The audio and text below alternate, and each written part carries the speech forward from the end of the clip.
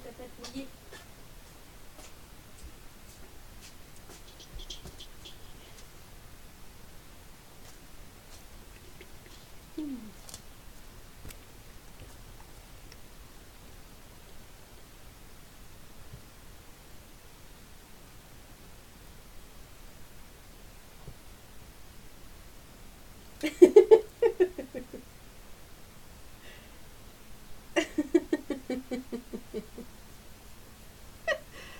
Oh.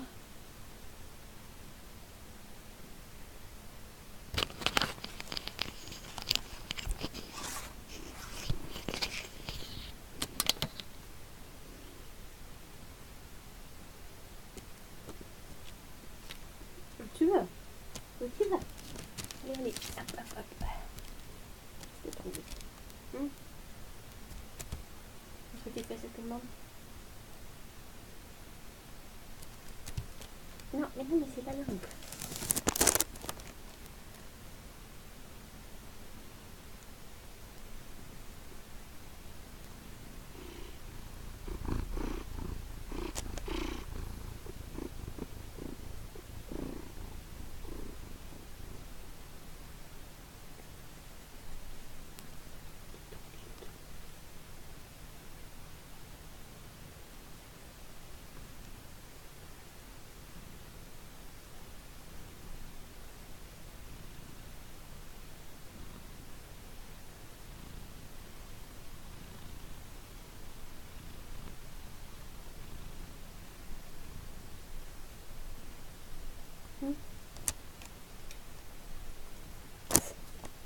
Pico. This is your camera now. Am I right?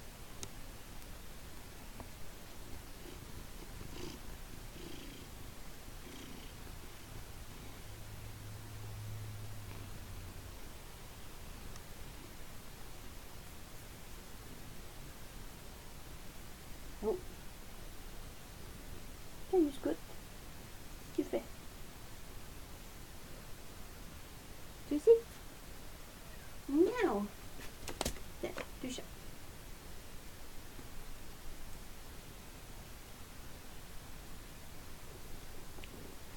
Oh, tu dessines, Pico.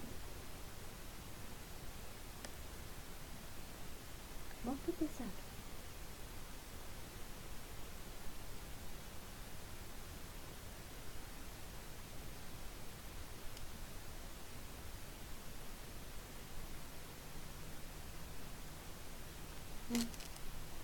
Ben oui, c'est grand. Ben, c'est une belle lunette.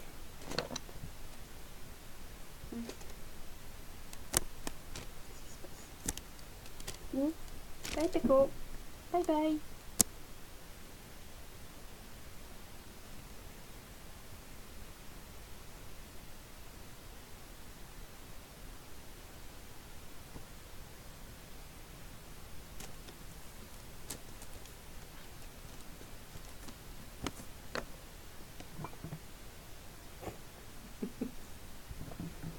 Ah, c'est quelque chose, toi.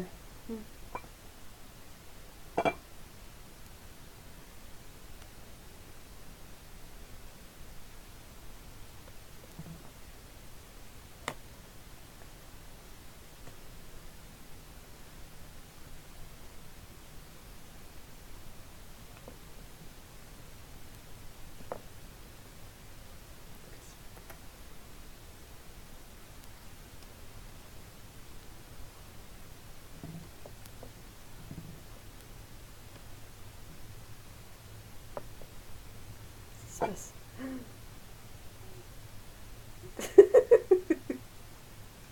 Berk. Berk. Ah, Berk. Qu'est-ce qu'il a, la caméra? Qu'est-ce qu'il a? Arrête là. Faut que je fasse.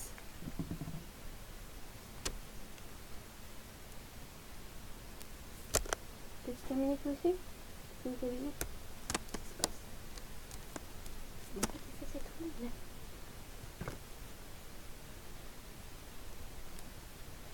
I think Scout is upset because she overheard Otto saying that it was her favorite. Ben oui, c'est sûr que tu joues par terre, hein. Saute ici. Je vais te donner un lift. Mais miaou.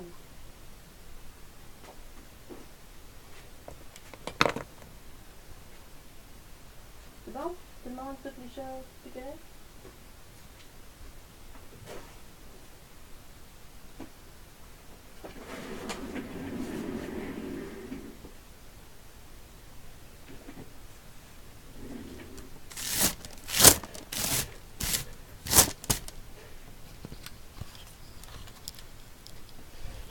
Hi everyone! That was what I call the per-show instead of the pre-show. It's cats. Now my face is full of cat hairs. Qu'est-ce que tu fais?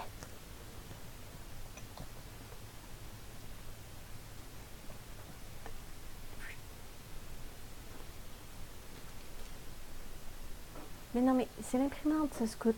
Scooty.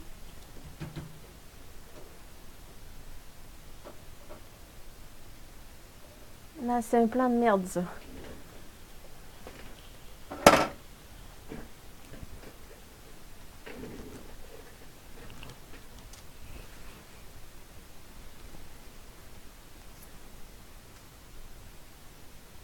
Oh, she's being cute. Hmm?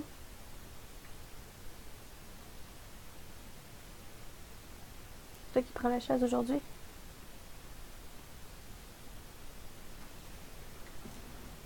What's up? What's up, fuzzy butt? Okay. Hi everyone. I see that Otto, Lana, Amisha, Gikonia, Alexandra, CJ, Arcuda, Jacqueline, Mikey, Tsukabu, and I saw there were others earlier too. So, hi everyone. Hi. Would you rather have a cat cam on Scout or a camera on my face?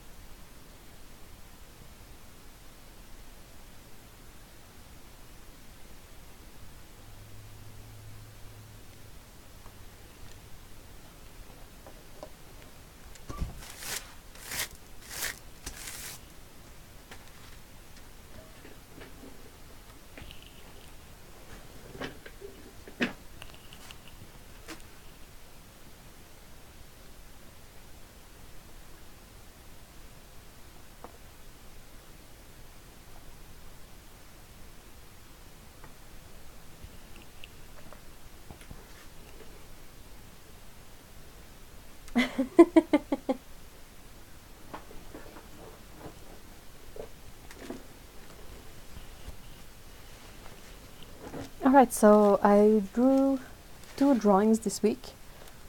I'm using Arches paper. These are the sheets that Jacqueline sent me. So I decided to put them to good use.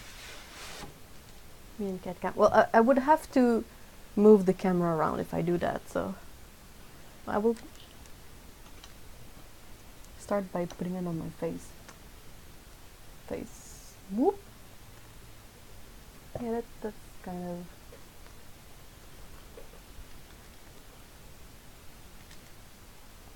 Yeah, I tried to draw like mangrove trees, but it's kind of a kind of hurts the brain to try to figure out how these things work out. So I'm like, ah. And I also have this one.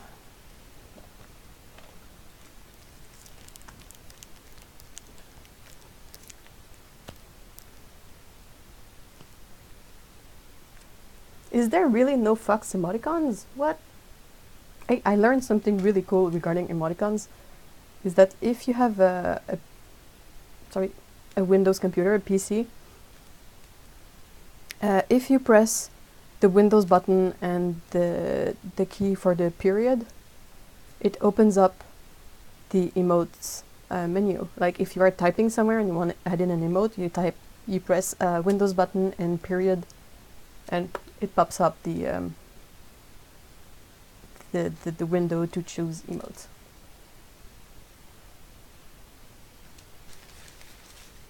That blew my mind. So I'm gonna quickly erase.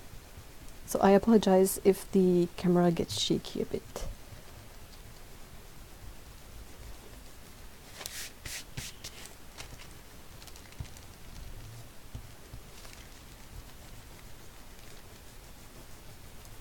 I saw that you are headachy today, although um, I hope it goes away. That's really like unpleasant. Not on Windows. Well, really? Well, not on Apple perhaps, because I'm using Windows and I can do that just...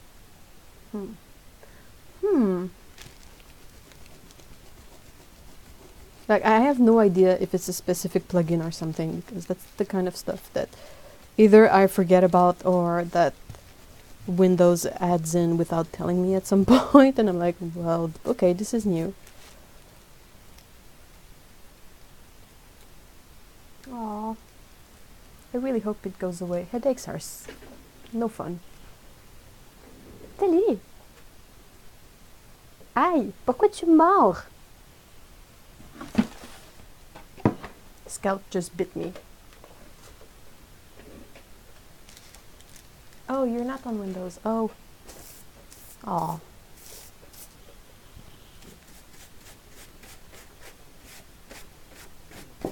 Yeah, I'm gonna brush your face off. Rah, rah, rah.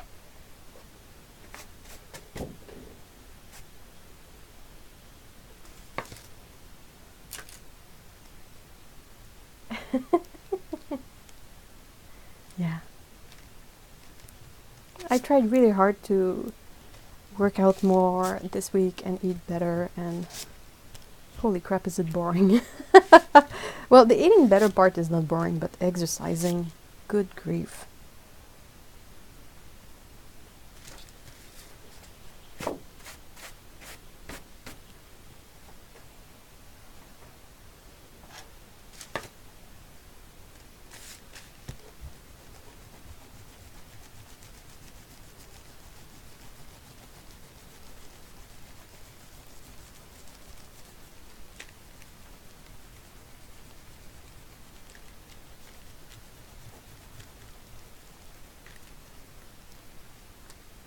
Adulting is always boring. Oh, yes. Isn't it? It is so boring.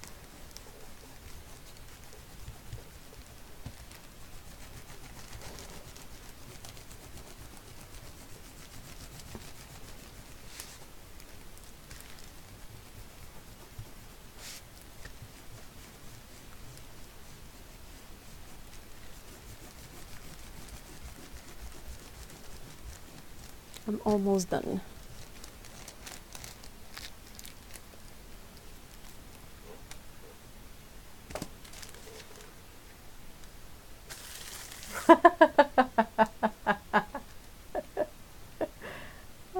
Misha says, I'm searching for the right patch of palette mud for my current little painting. I know what you mean.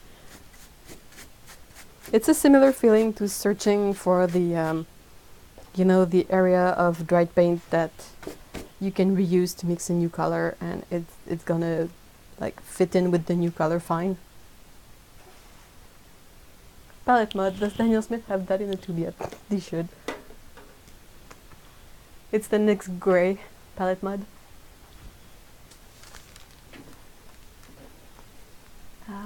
Astrocat, yeah, the astronaut, the Catstronaut. I drew it in this book. It's been a while since I painted like galaxy stuff, so I used to paint them on cellulose paper, which is why I decided to try it out in this cellulose paper sketchbook. I need to date this before I forget, but yeah, I haven't touched it in nearly 2 months. 2 months. Sorry, 2 months. And yeah, I'm not sure how, like, I don't know how to use cellulose paper at this point, like what to use it for. Perhaps for gouache. I think gouache would possibly be fine. But yeah.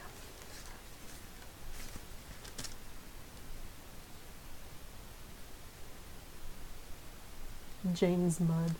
No! It's gonna be doubly pet peeve. Do you want the sketchbook? Oh, you want the ribbon, right? Ribbons, ribbons. Scout is being a silly nugget today.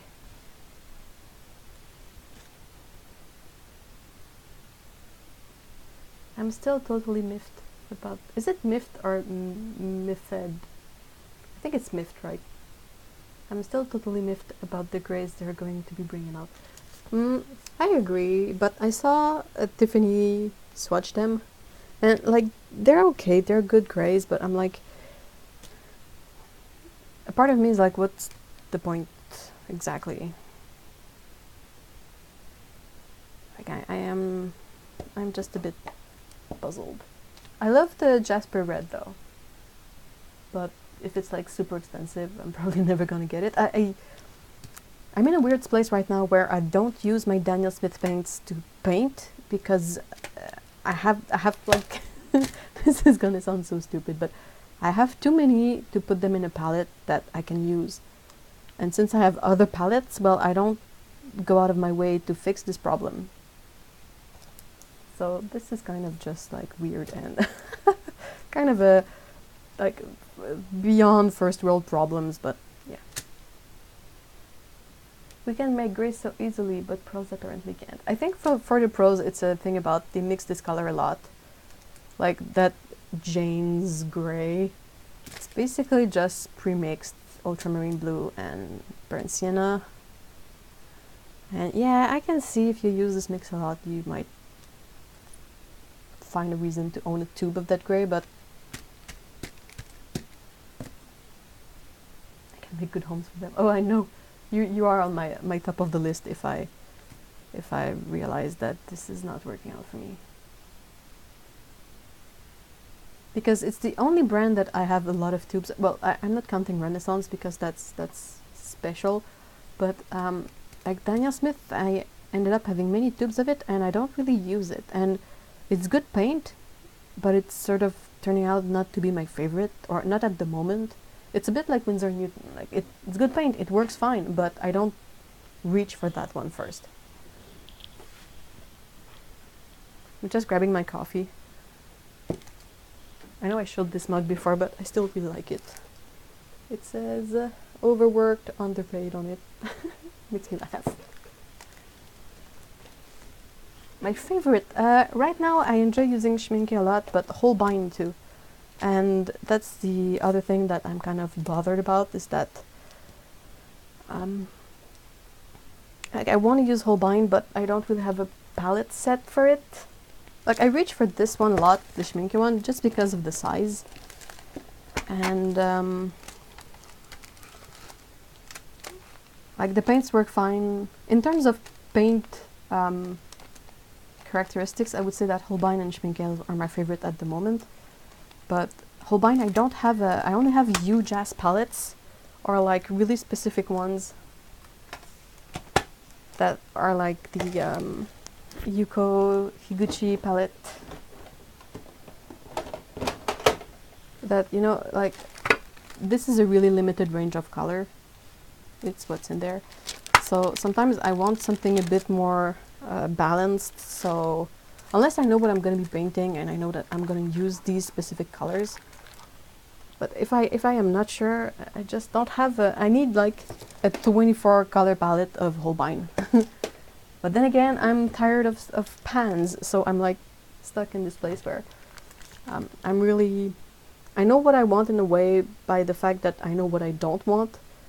But since I haven't seen what I want in a, you know, like as existing, I'm still searching for it. It's kind of a weird thing, but yeah.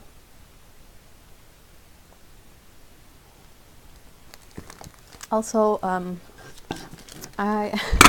oops, my collection of Holbein inks is growing, but I have most of them. I only don't have the white, but white is not exactly useful for me right now. But I'm loving them a lot. This was inked with the brown ink, and it's really nice in that it's nice and brown when it's super thick, but when you dilute it, it becomes like red, and I really like this. If I want this to be more neutral, I can mix a bit of the blue in it, and I just like that I can customize the color I want.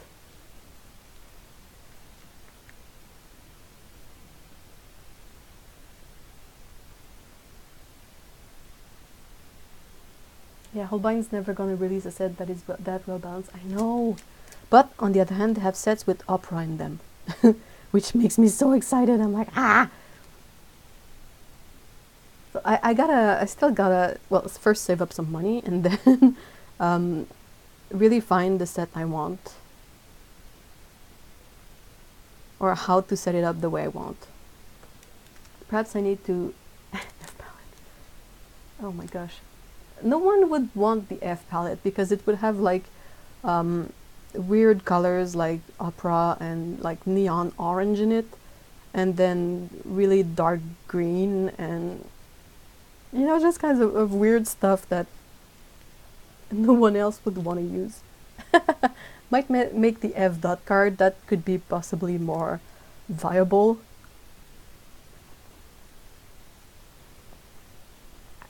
To be honest though, I think the prize for the most unbalanced palette goes to Sennelier. They really go out of their way to create palettes that are out of whack. That you're like, but why?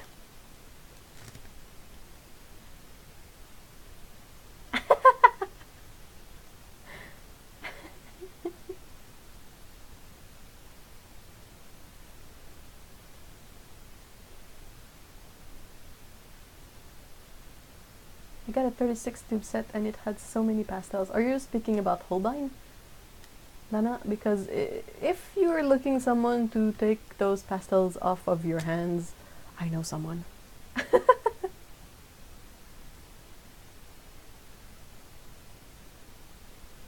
Yeah, so which brand of paint should I possibly use today? Oh my gosh, I love Holbein. I got the most amazing thing the other day, and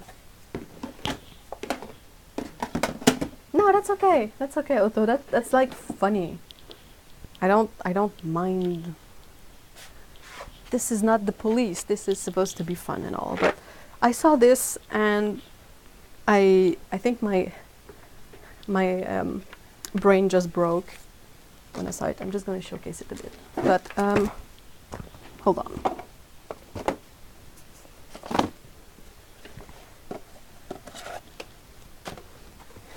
My workspace is a mess and it's all my fault.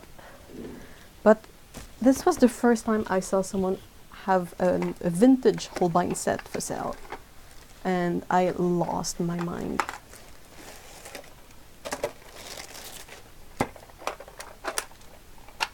It's pretty awesome. I was like, what? What? So yeah, basically you have this super sturdy enamel tin, 12 tubes, comes with a brush, a sponge, and yeah.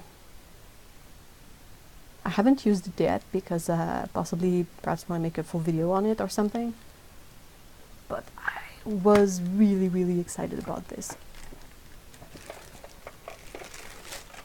It's totally unused. Like it's what they call old new stock. Like there's not a stain on, well, you have some spots here from the ink on the tubes rubbing off, but like no paint has been on this. The brush is brand new, the tubes are new.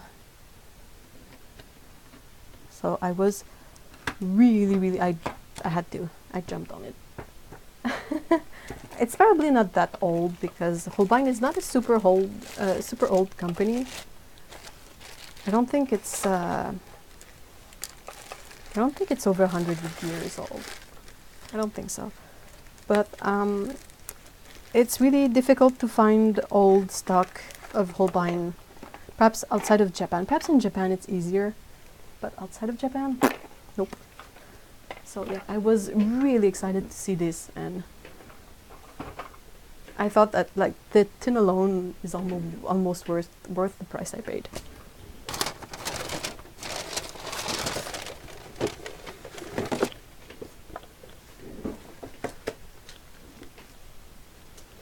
Ah, good grief. So I think this is the closest to an Eve palette that I've made so far, though it doesn't have opera pink in it yet. It has like a super bright neon orange. It has quinacridone pink, purling maroon, Quinacridone Sienna, Quinacridone Gold, Raw Sienna Light, Caput Mortem, that PG8 Green, Cobalt Teal, Manganese Blue Hue, Mayan Dark Blue, Goethite, and Van Dyke Brown. But it's not... like, I played a bit with it, but I wasn't super psyched. Holbein was established in 1900 as a stationery shop. Okay, so it's 119 years old. Cool. The set is definitely not that old, but I figured that it's perhaps like 30 years old, something like that. It's not the super old design on the tubes, so yeah.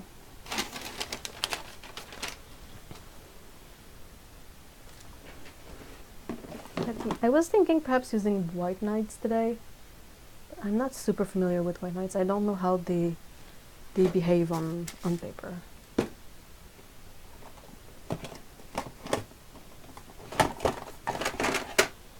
I could take out my really big Sennelier palette though.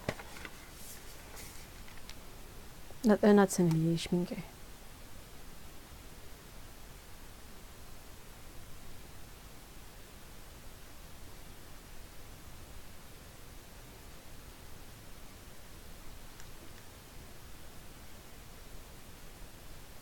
Yeah.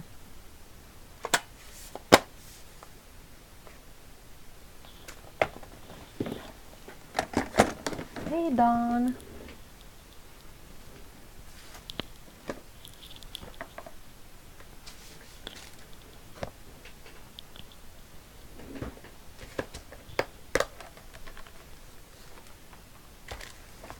It's still gonna fit.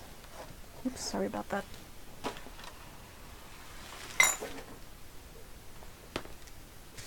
Yeah, is this... okay, cool.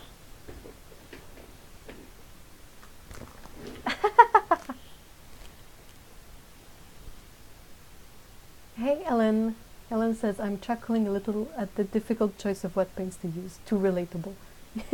Especially if like this is sort of your job and you end up having way more paint than you logically need. But yeah. Just gonna need a kind of a mixing palette in there because this doesn't have any mixing space. There you go. Done.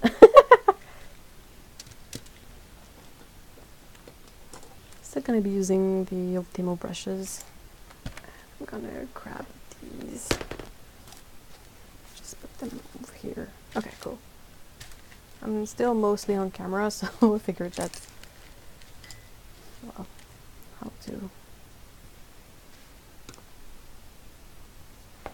This is not ideal, but yeah, let's just... whatever. Need is a gold post that keeps on moving, yeah.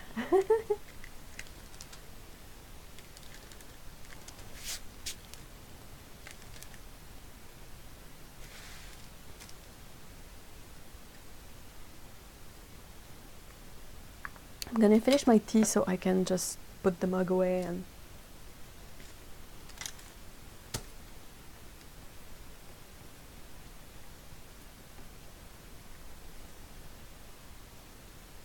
No cat video today.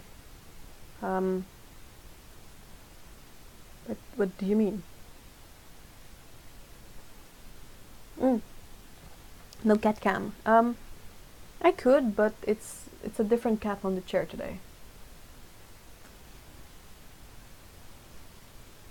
I'm not sure she will be as much of a successful cat on the camera as Pickle because Scout is rather dark.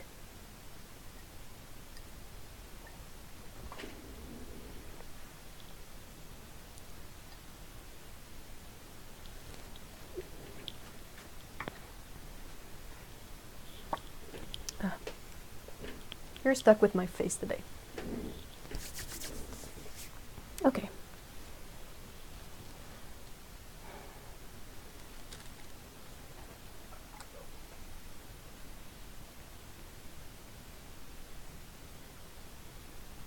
I like to start with painting skies.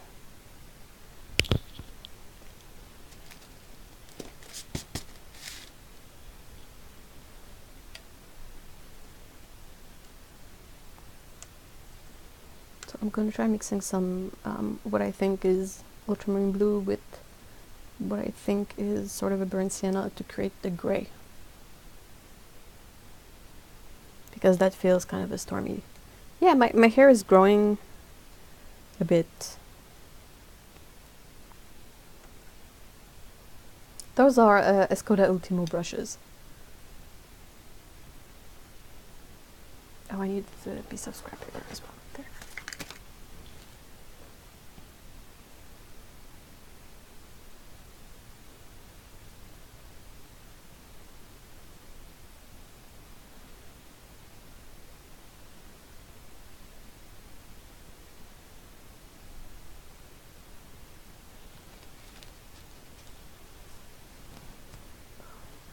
This is one of Mr. E's sweaters that he got from his work that I stole.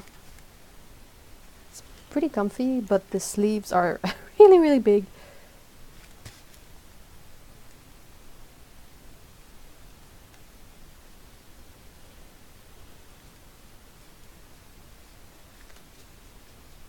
I want this wash to be kind of uneven in parts, to be like really stormy sky.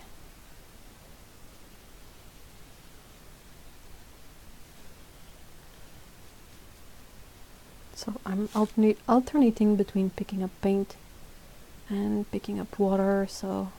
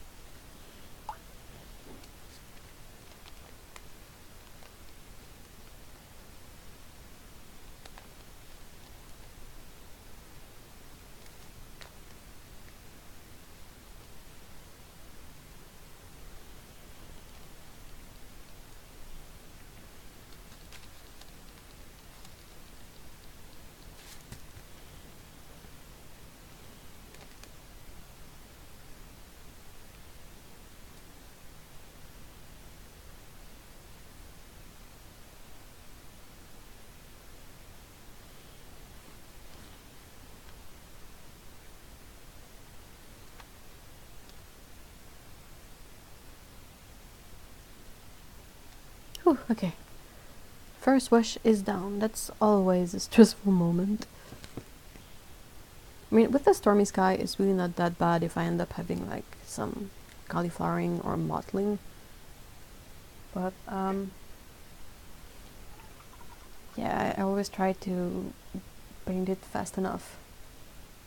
Aw, thank you for the vote of confidence, Len. I'm not a pro, but one thing I would say is that I practice a lot because I paint and draw a lot, so I think it's going to be really an interesting mix of colors because it's already like granulating pretty heavily around here, and it's going to be really a really fun stormy sky, I think.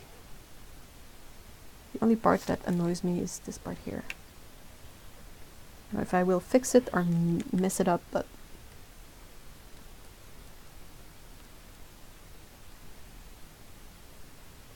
yeah, we'll see. That makes someone a pro.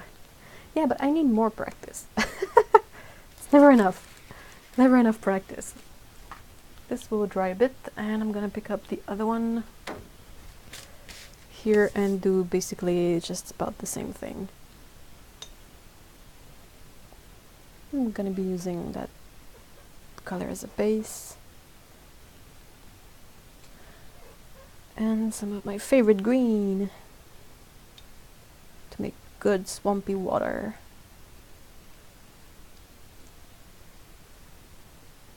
Oops.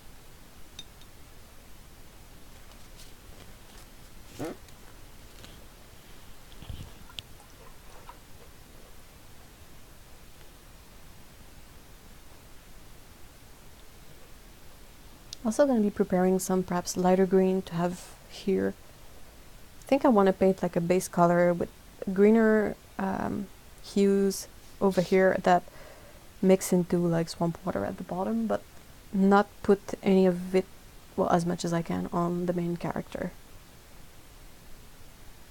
Yeah. Ah, thank you so much, Gekonia. I try to post something on Patreon every weekday. So I try to always have something going on, or at least work in progress that I can show.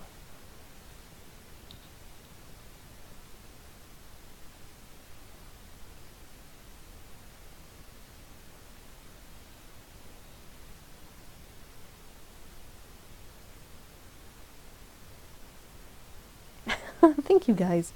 Gonna make me blush. Okay, that sounds good.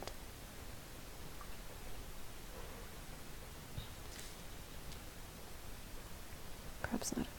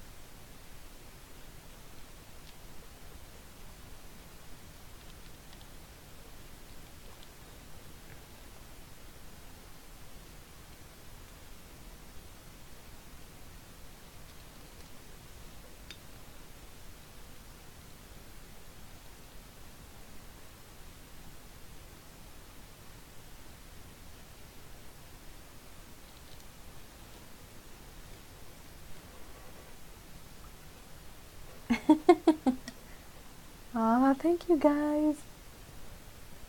Sorry, I was really focusing on getting this done as well.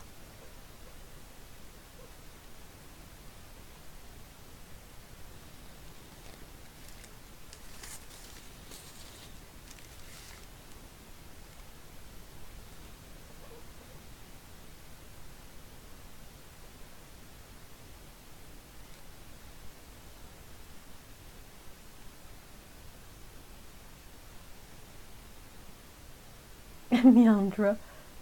I love seeing illustration on Patreon. What I'm using today, or what I'm using for the illustrations on Patreon. Yeah, that's I think that's gonna be an okay wash. There's possibly gonna be a bit of a line here, and I need to remove the extra water down here. But I mean, I think washes are really hard to do, and I think it's okay that like they don't necessarily get easier.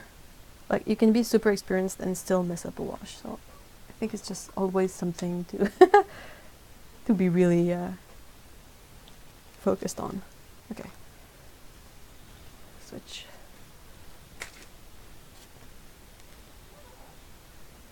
Yeah, I use like almost always cotton paper now. I just can't seem to make cellulose paper work for me anymore, which is, I'm fine with it. I really don't mind. I have a kind of silly stash of Arches pads, and I'm not at all bothered by using them up. So that's the one thing I'm super grateful for is that I don't suffer from the kind of affliction of not wanting to use the stuff. Most of the time I'm really fine using it, so it serves me well. I understand not being like not wanting to use the precious stuff, but that's really something that doesn't bug me down. Other things will bug me down a lot, but this I'm good. On that front I'm good.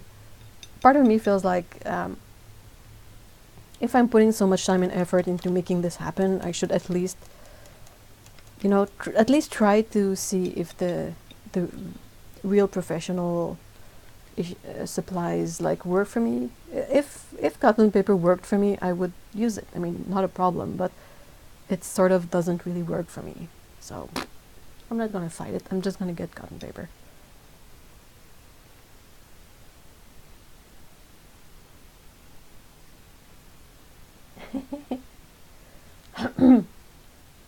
Sorry. Hey, Heather! Hi! My voice is breaking down.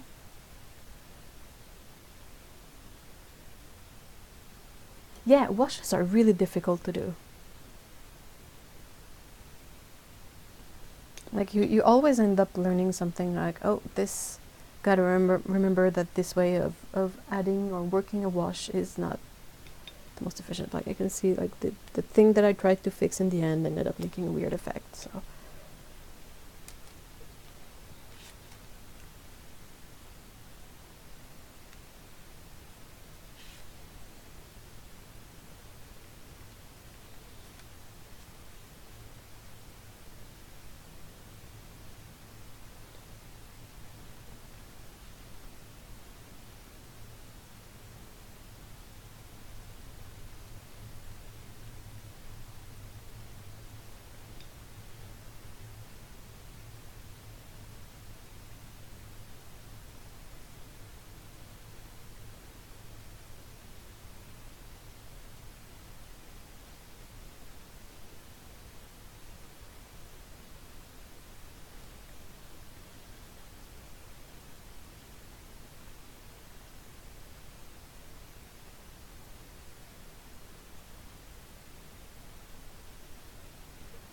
I think that if someone is having a hard time finding stuff like cotton paper, I heard that there was a really decent one on AliExpress from a Chinese brand, of course, but I think Early Bean has reviewed it or mentioned it.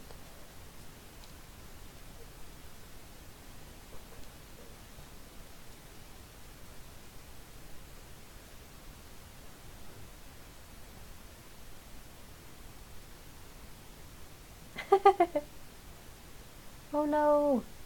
Lotto, I hope you feel better soon. Headaches are the worst, seriously. Thank you so much for stopping by, though. I'm really happy you were there. And you got to see Peko. What pigments you are using affects your washes too. I haven't tried making wash with the really staining strong colors.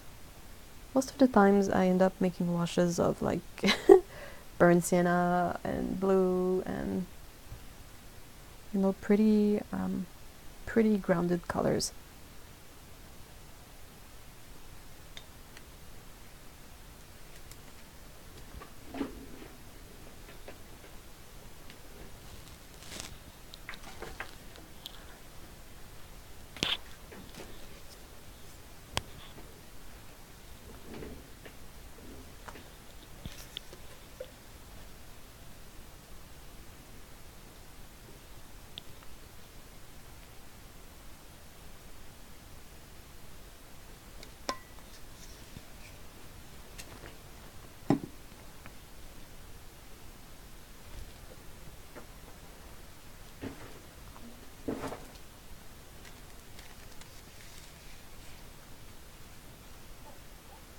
Well, I'm a bit stuck, waiting for both of these to dry.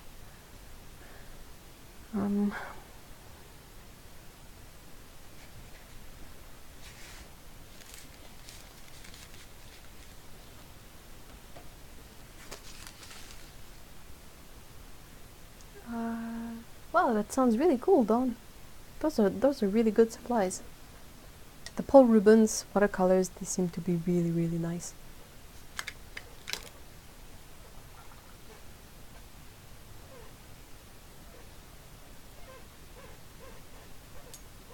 It's my squeaky chair. Squeak, squeak, squeak, squeak.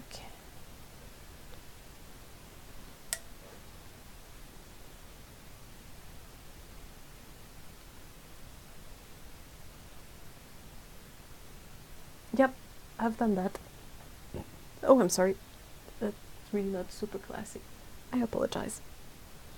Heather says, have you tried making your washes by keeping a bead of paint at the bottom and working it down to where you want it? Yeah. I do that sometimes, but I'm still not really good at controlling them. Like sometimes it's hard to have a nice gradation of color strength.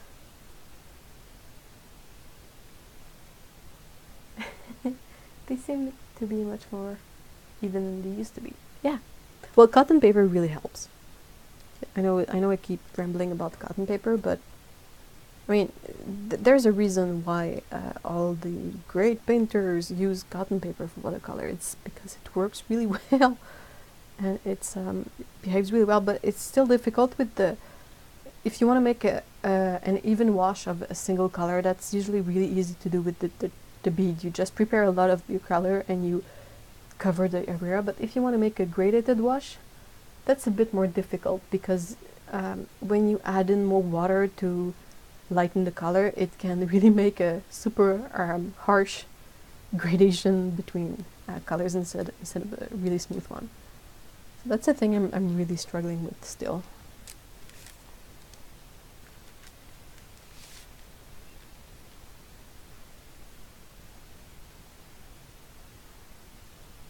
It's gonna be interesting to try and mix the orange of the cat with these colors because I don't have like equivalent colors to the ones I use usually in the Schminke set.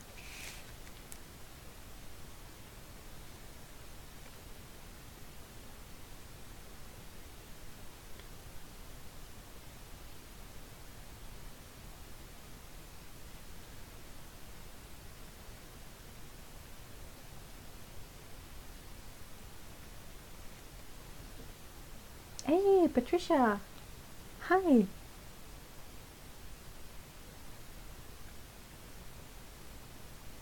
Thank you so much. Do you think, well, just Abel asks, do you think it's good I, as a beginner, use index card as watercolor paper and acrylic watercolors? I'm planning on getting Winsor & Newton 6 tube sets and Canson watercolor paper. Do you think that's okay for painting? Well, when I first started painting, I would use like just regular paper in my sketchbook and whatever cheap paints I had. So I'm pretty sure you can use these supplies together, but it's like if your paper buckle or like, there are certain techniques you won't be able to do on index cards for sure. But if you just want to practice mixing colors and getting to know how to use your paint, like just working the paint in the palette and putting it on paper, I think you could do that with index cards, but they are definitely not made to withstand much water abuse, and they are gonna buckle for sure. So if those are things that you don't mind at this time in your process of learning, yeah, sure, use whatever you want.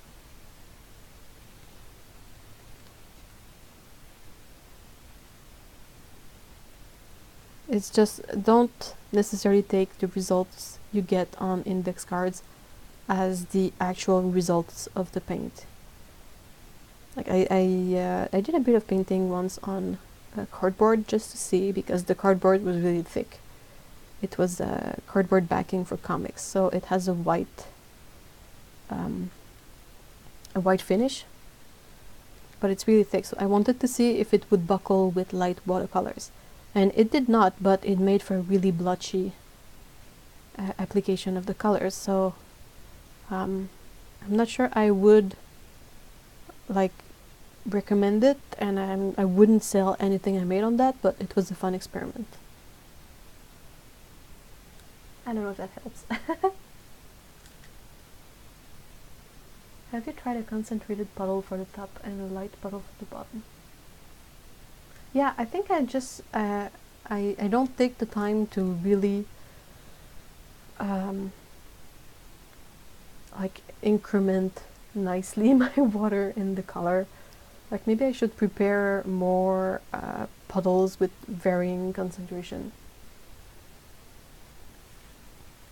Hey, welcome back, Tsukabu.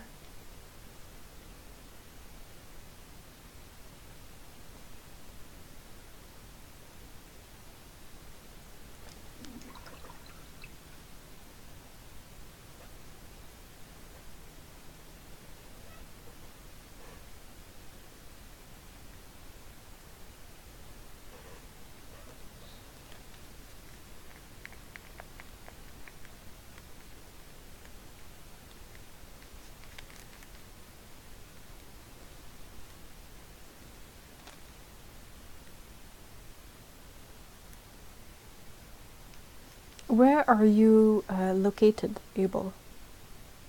Are you in America? Are you... Because depending on where you are, there are things that I can suggest you look into that are really affordable, but it really depends on where you live.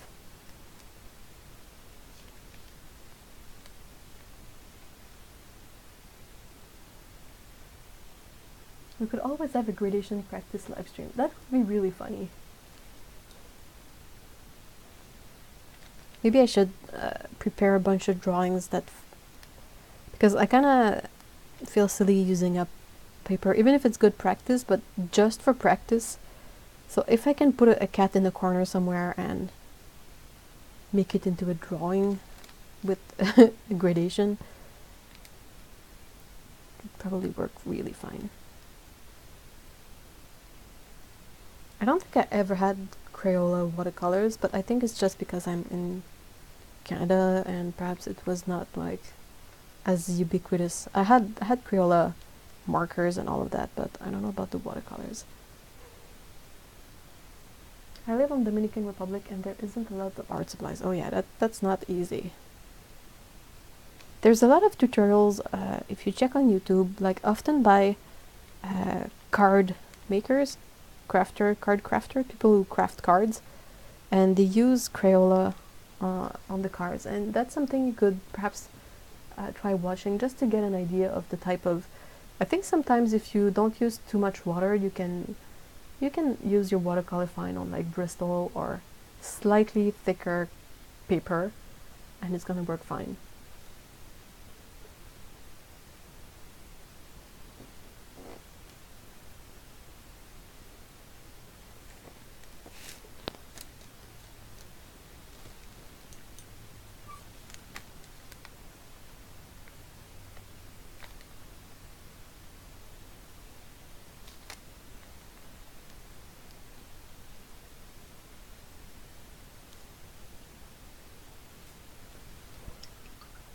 Hey, Cyan!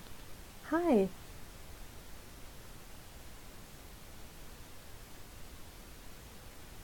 John says, where I am, we only have cellulose 90 pounds paper and Marie's, so that's what I practice on.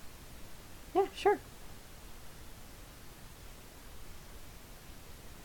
Yeah, I agree with Heather. If you are in North America,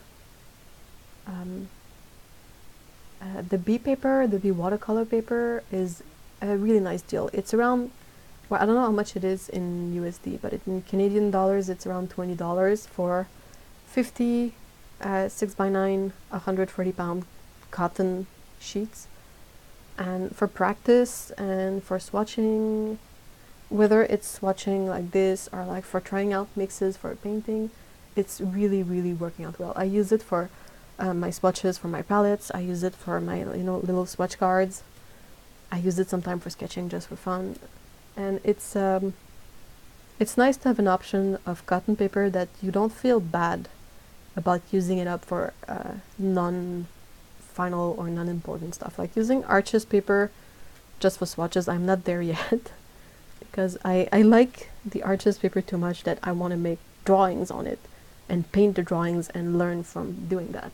But for swatches, the cotton paper is awesome. The B cotton paper.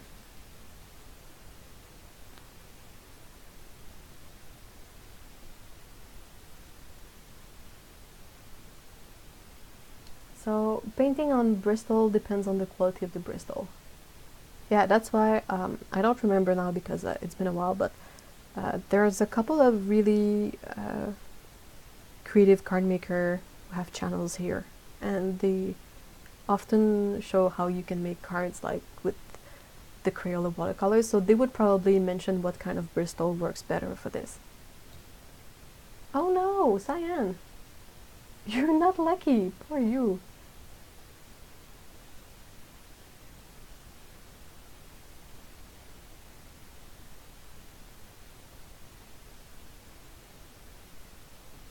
I always feel wasteful when I don't use watercolor on watercolor paper. I agree.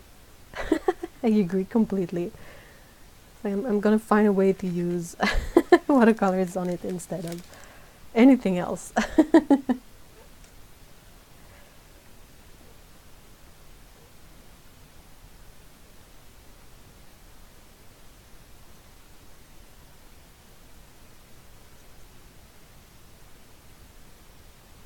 Yeah, the fluid 100% cotton pads are great.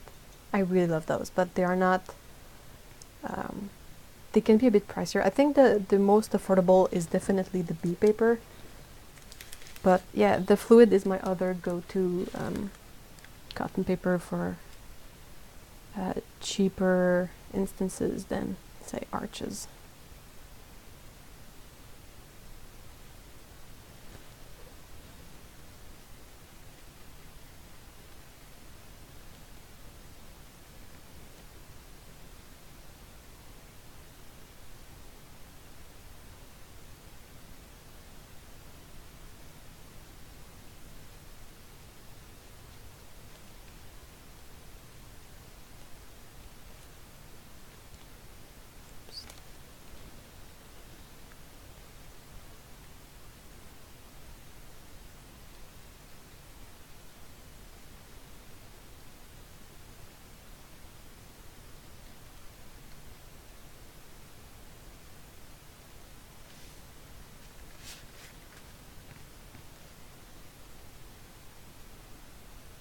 Huh, that's really weird. Inking is joy. I've never had that happen with my B paper. Perhaps it took to humidity. I don't know how to say it in English, but when something gets a bit too humid, sometimes whatever it is, it can smell a bit moldy.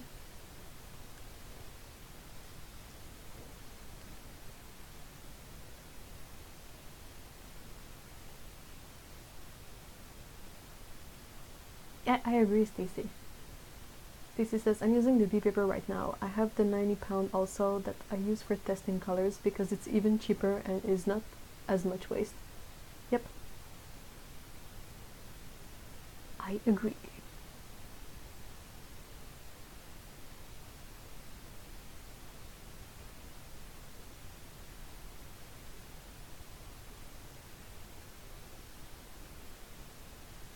Yeah, musty.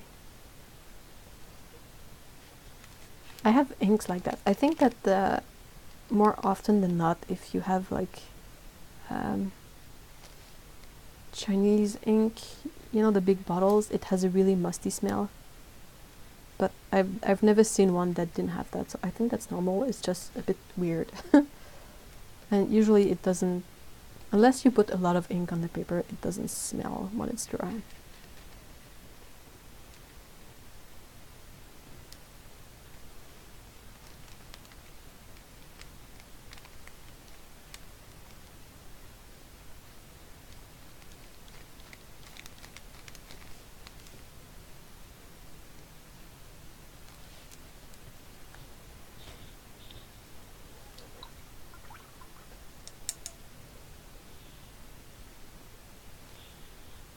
Hey, Ian. Hi.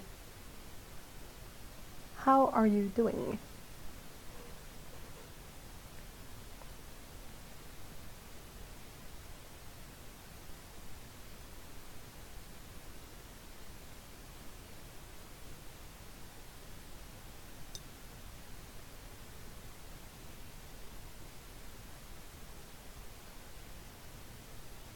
They asked if it was possible to stop biting.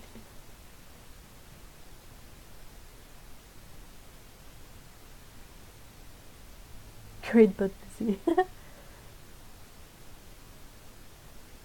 Oh, that sounds really fun, Amisha. Misha says, right now I've just been making tiny 3x4.5 paintings. That's 8 from one sheet from a 9x12 Archambault.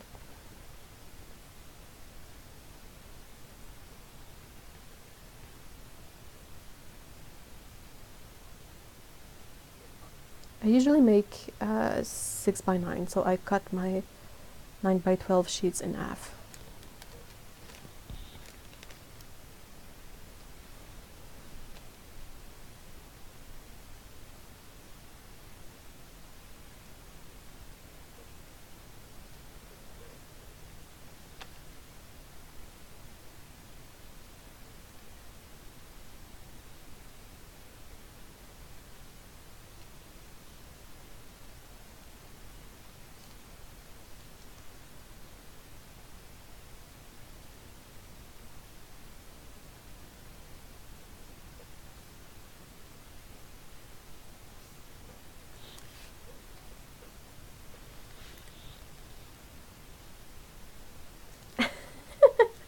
Yeah, is your caps lock key broken?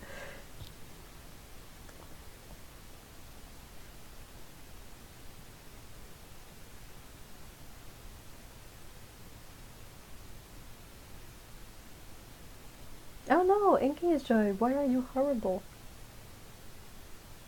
Hi, by the way. Ooh, an easel, Tsukaboo. Is it for watercolor or is it for a different type of painting?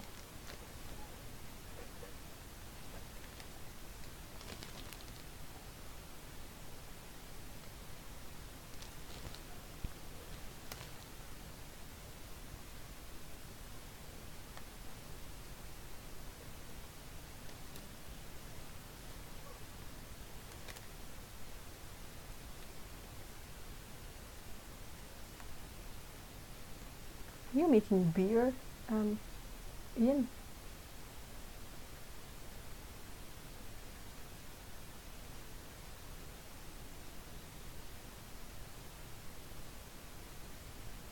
Ooh.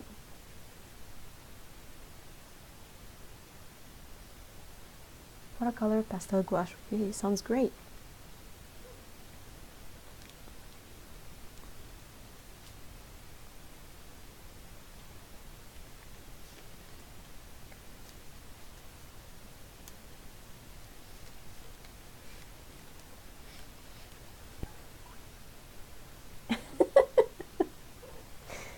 Makes me laugh because since Ian is writing in caps, I feel like he's yelling at us like he's really far away and answering from a great distance, which is kind of true in a way. I imagine him like yelling at the other side of the Roman makes me laugh. Inking is joy. I lost my pencil pouch somewhere and I had so... Oh no! Oh no! Oh crap, that's a real bummer. Holy smokes.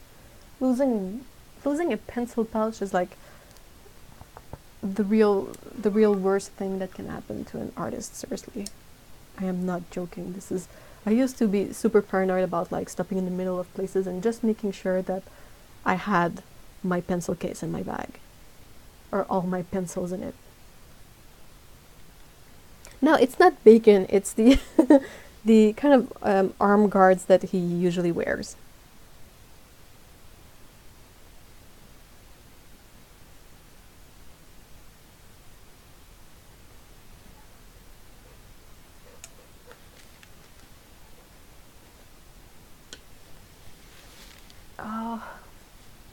And the thing is that with pencil cases, we don't often put our name or phone number on them, and unless you know where you lost it, like say you forget it on the train or in the bus, then you can perhaps reach out to the lost and found and say, hey, I lost my pencil case on the bus, was it reported as found?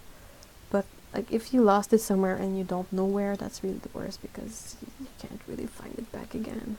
Well, I hope you do, that would be really awesome, but yeah, it's never fun. It's not a hot spring, the other one, it's a forest of mangroves that I decided would be really warm, and he's sweating.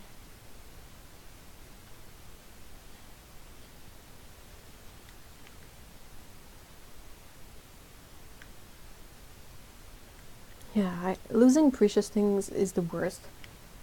And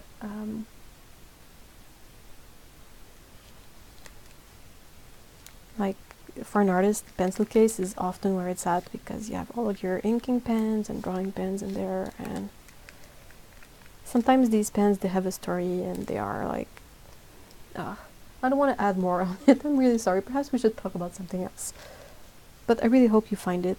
Inking is joy, that would be really cool.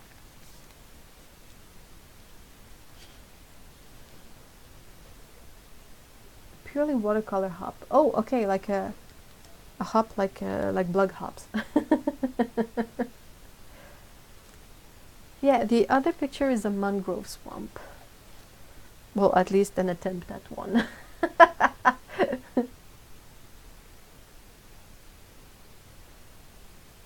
I wanted to try a different locale, and I figured out somewhere. I think it's because I had just watched Kong Skull Island too, and it's kind of a hot tropical kind of setting, and I was like, pretty sure Adventure Cat is going to end up somewhere really warm and gross, so I was inspired to draw that.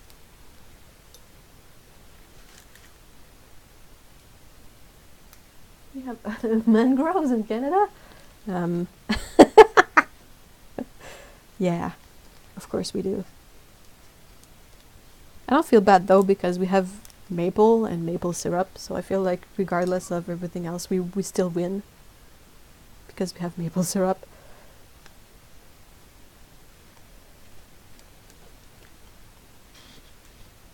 Lord of the Rings Cat Edition. Yeah! Except it's a Fellowship of One.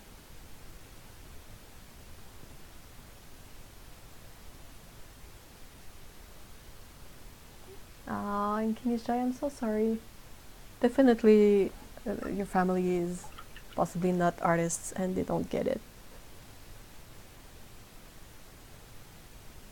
I often travel with like super inexpensive things like a big ballpoint pen and like one of my extra notebooks, just in case I forget it somewhere, so I don't feel sad about it. But yeah, sorry, I keep having hiccups.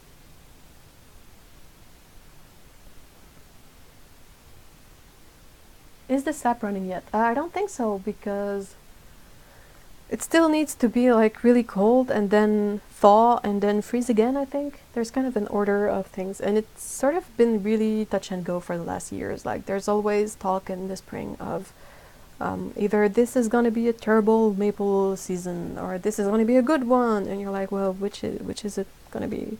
And they never really know, because it has to follow this order of temperatures in order for the sap to flow.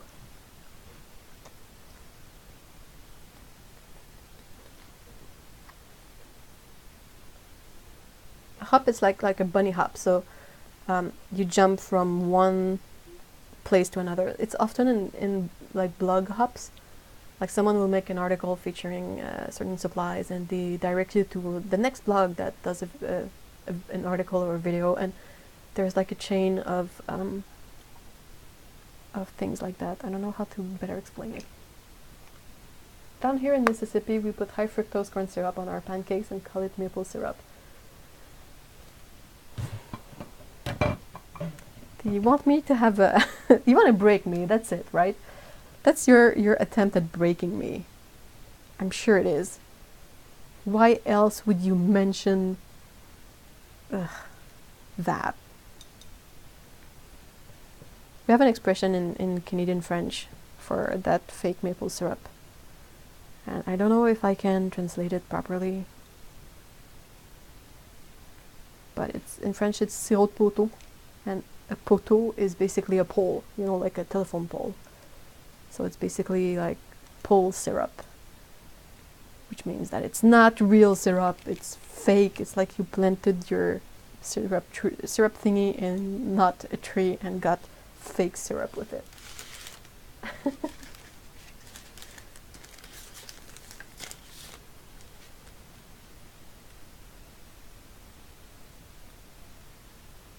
I haven't heard about ours yet. The fishing huts are supposed to be off the lake soon, but the lake is still frozen solid. It's still a bit early though for spring, as far as I can tell. Oops.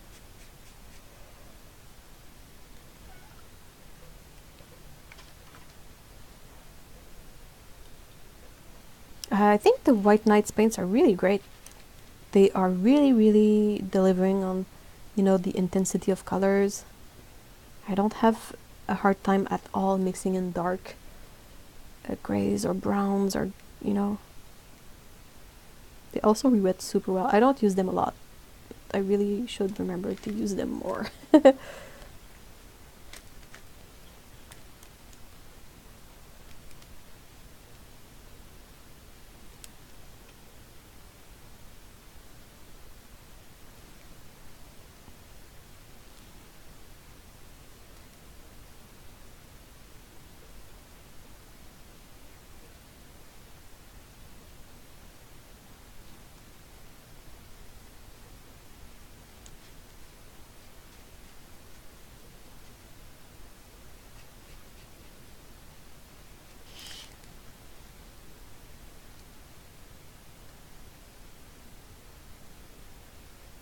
Aww.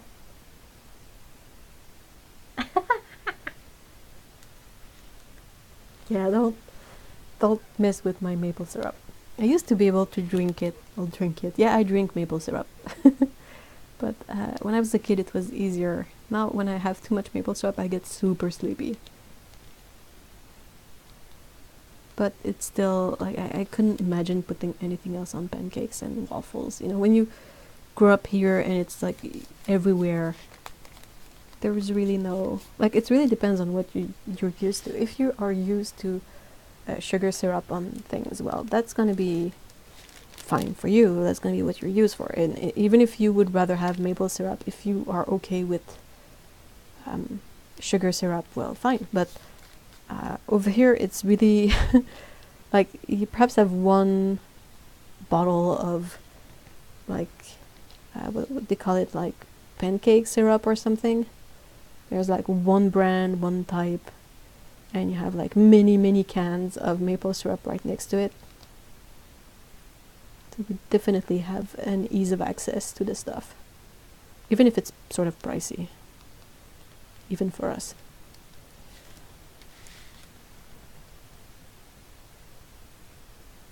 Butter pecan syrup.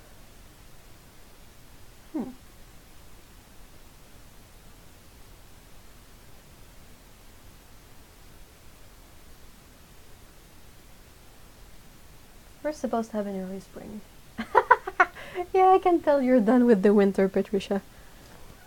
Is it as full of ice over there as it is over here? Because here it's really like dangerous. The streets are all messed up because of the ice.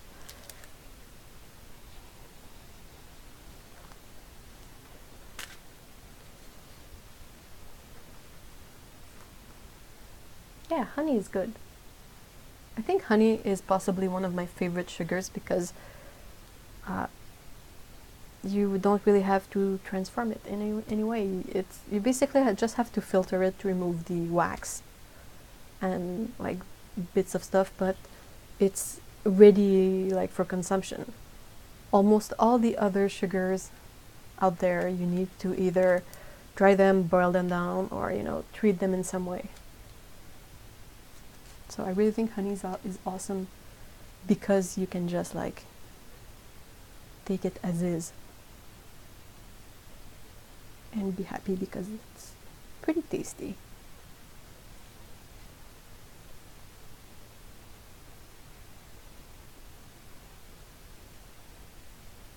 I heard there's a student range of White Knights called Sonnet Watercolors, but isn't White Knight student range? No, White Knights is just a brand. It's like saying Winsor & Newton. So they are not necessarily student range. They're just a brand. And you have the Sonnet range that is indeed the student range, and you have the Leningrad and St. Petersburg that is more like the professional range, I think.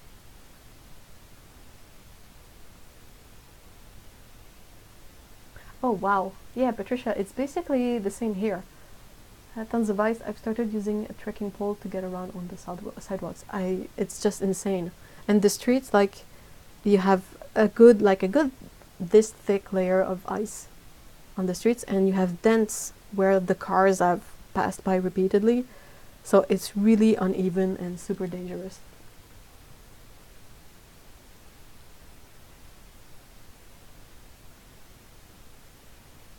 Oh, I'm so sorry, Heather, that you can't even have like pure honey.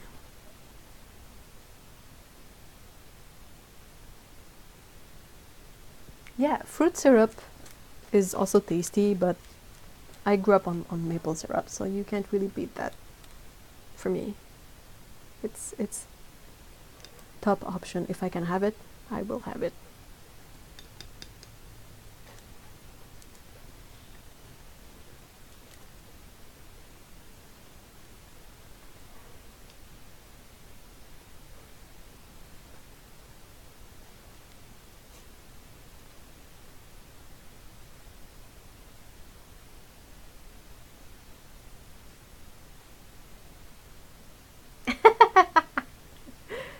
Yes, Heather, send us picture of your overgrown grass to remind us that summer is coming. But soon enough, we're going to be complaining about the heat. So it's one thing or the other, and there is no really middle ground. Not anymore.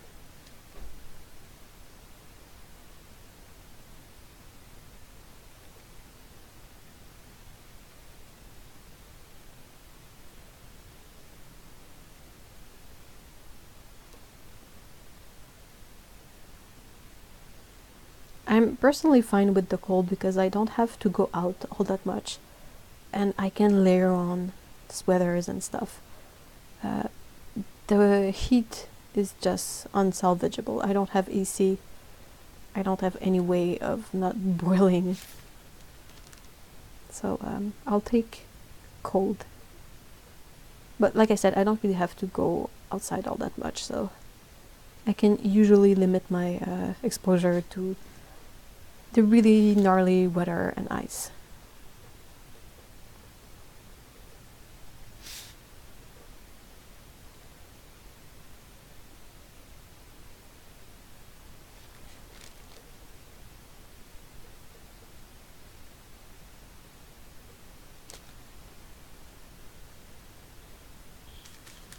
Oh yeah, mosquitoes. Ugh. I'm lucky if I go outside with Mr. E, he's gonna get all the mosquito love, and usually don't Like I don't get bitten a lot. But it's always something, you know. I'm gonna put on my old person hat for a moment, and like I remember a time when you could go in the forests and not worry about catching Lyme disease from ticks. And like, yeah, there were mosquitoes, but they didn't carry like West Nile or whatever. And it's just like, even if I enjoyed being outside, those things would bum me out so much that I would probably just be like, hey, I'm gonna go take a nice walk in town, downtown, you know, in the in the fumes from the cars. I'm pretty sure that's just as much a risk as all the crap that is now like advertised as being dangerous in the forest. But I'm really bummed out. The ticks are like the most disgusting thing in the world, bug-wise. Like I'm not a fan of spiders, but ticks are like hell spawns.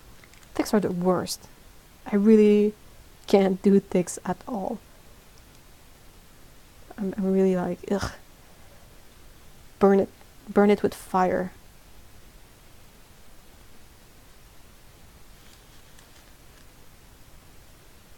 Like it would probably be semi-fine if ticks were not the vector for so many diseases and like killing all the deers and the wildlife. But they are so gross. Ugh.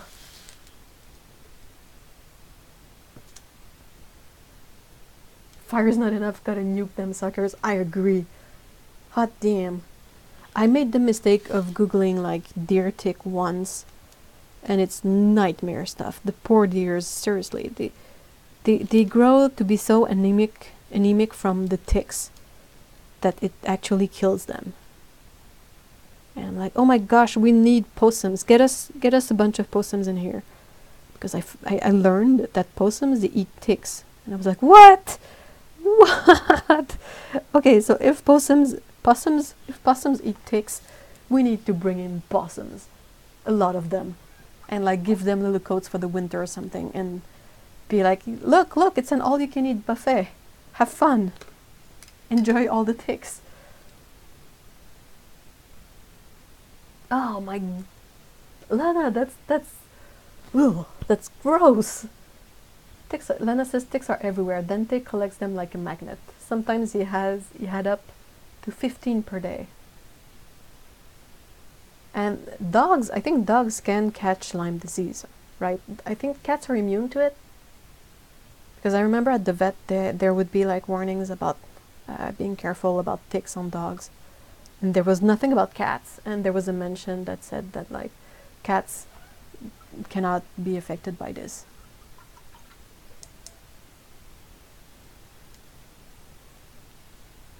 Ticks are the stuff of nightmares. I agree so completely. They are gnarly. Blech.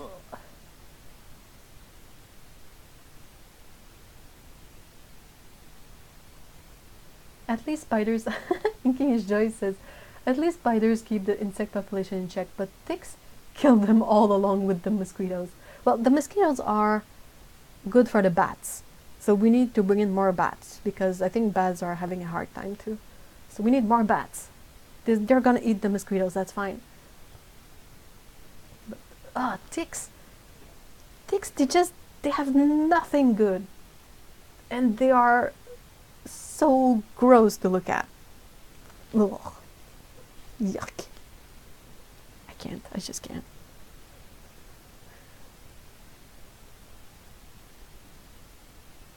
Oh, well, that's good, Cyan. And Ruka is white, so I think that it's gonna help finding ticks if that was ever an issue. I hope it doesn't become an issue, because yuck. When you have to wear a hazmat suit to go take a walk in the forest is when there is a problem, you know.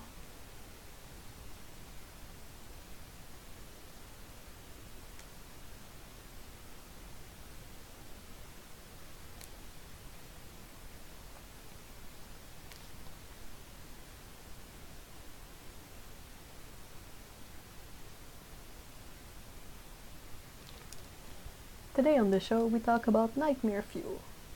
Maggots are horrible, nasty. Ugh. Maggots are like the bug of the bad surprise. It's the bug of when you don't really expect it and you open your garbage bin and it's crawling. Yeah, that's the bug.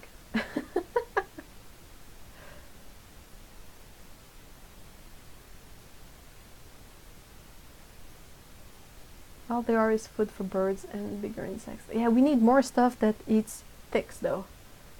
Because ticks are... Ugh, yuck.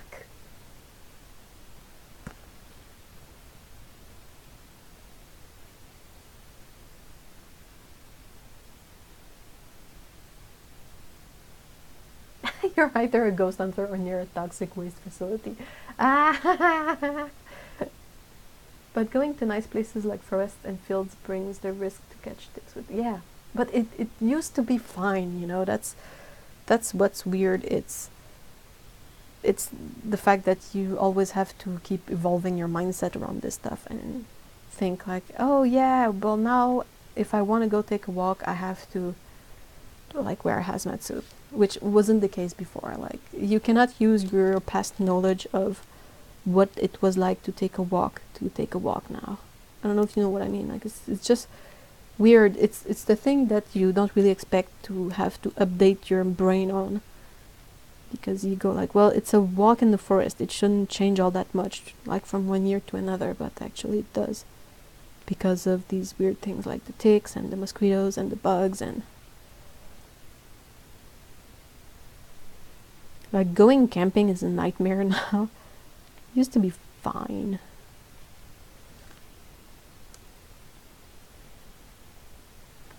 Yeah, they don't die off anymore. They used to freeze to death in the winter, but now the winters are so mellow that the ticks are still there.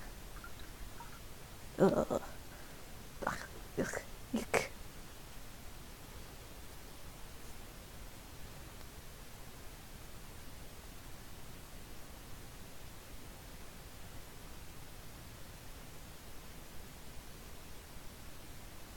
Ew. Winky's joy. Yikes.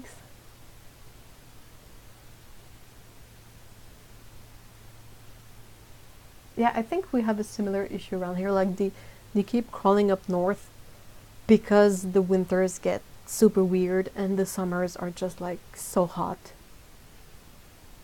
But yeah, to take a walk in the forest now you have to wear like light colors, tuck everything into boots or socks, or like don't have any accessible skin.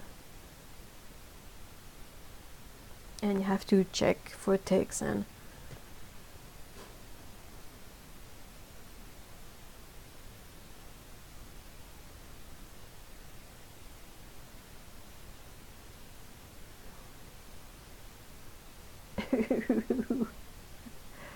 oh wow, we're talking about really gross stuff today. Ugh.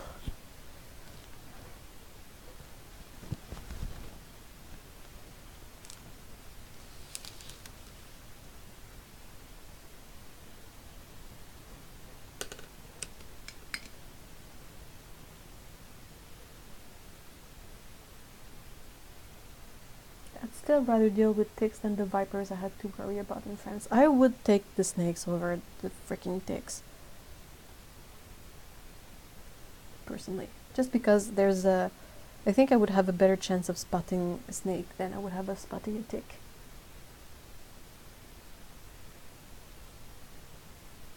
Aww.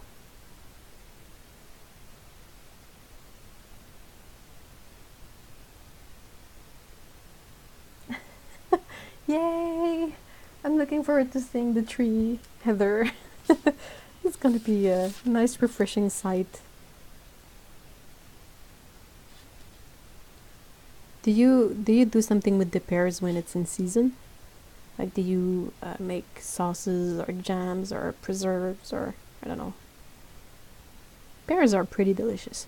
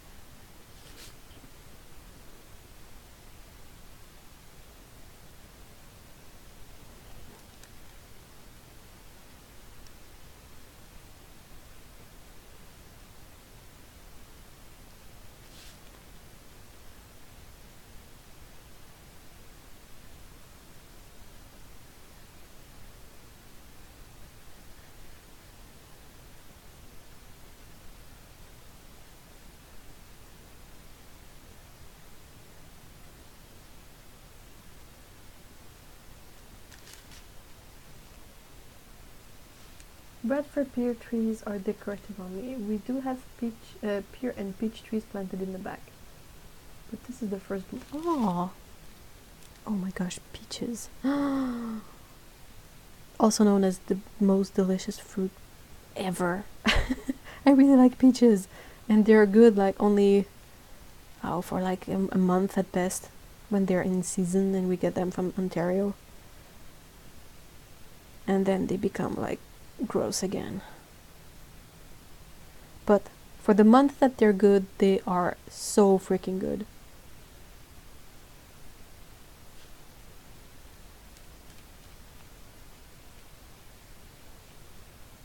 I should perhaps buy more eventually and freeze them, but then I would eat them so fast.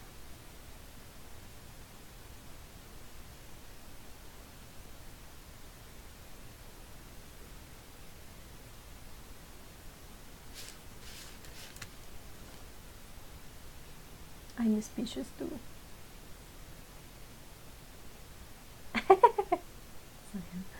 Oh, well, Ruka is still just a puppy, right? He should calm down as he gets a bit older. So, change of topic. Who would like to see Adventure Cat enjoying a lovely picnic in a cherry blossom grove? Okay, peach grove. Yeah. I'll keep that in mind. I think that's gonna happen. I bet it's nothing like the one straight off the trees. Oh, I'm sure it's not. I'm sure straight off the trees, ripe, has gotta be like out of this world. But I'll take what I can get.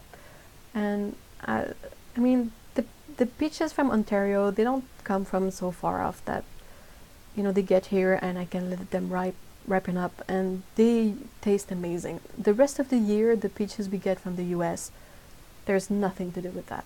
Nothing. It's not even good for jam or freezing. It's just gnarly. Ugh. I buy I buy canned peaches instead. For the rest of the year, I buy peaches in a jar that have been like preserved.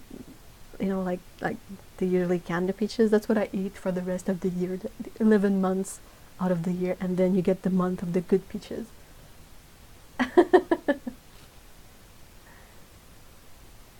Oh no, Mikey! It sucks.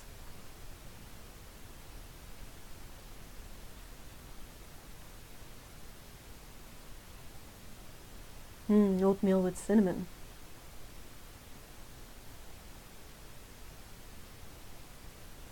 Oh, I could. That would be so fun. Adventure Kitty to the desert south. Desert.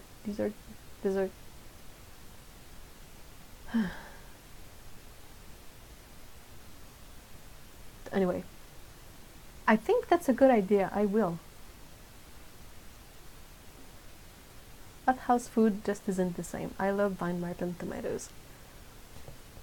Yeah, that's why the peaches are good when they come from Ontario, because they're grown on the trees and it's not that far away from where I live, so it's a couple of hours drive. They don't have to, you know, go to extra special lengths to bring the peaches here. And they are not ripe when they are here, but if I let them on the counter, they will ripen. When I buy peaches the rest of the year, they never ripen. They just stay like rocks. And then they go moldy and they go gross. Oh, Apollo died. That's timely. We're using Miss White Knights today. Well, I say we, but I am using. Maybe you are too. I can imagine Adventure Kitty in Death Valley looking up at stars at night. Oh, that would be really nice pictures. I'm not sure I could pay it justice, because I think the skyscape at night in Death Valley is really, really amazing. Like, you see those pictures and they're like awesome. But I would definitely try. Okay,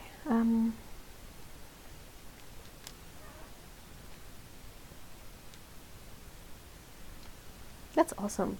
You guys are giving me plenty of ideas for more drawings. I will be making paintings of the Catstronaut as well.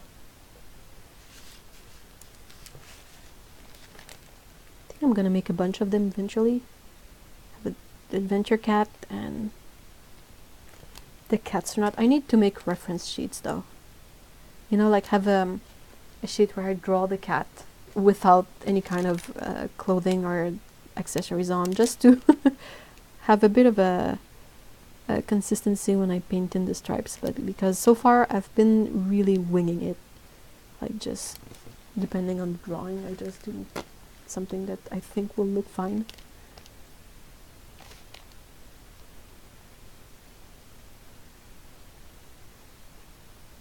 I didn't show, well, I shot the astronaut, but I don't think you were there, Heather. Let me...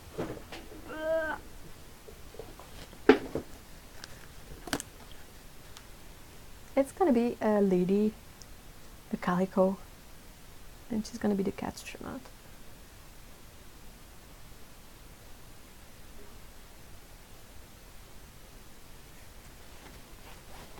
And yeah, I was talking about this with Mr. E, and we had plenty of, like, it was a fun brainstorm. We had plenty of ideas of different cats in different settings.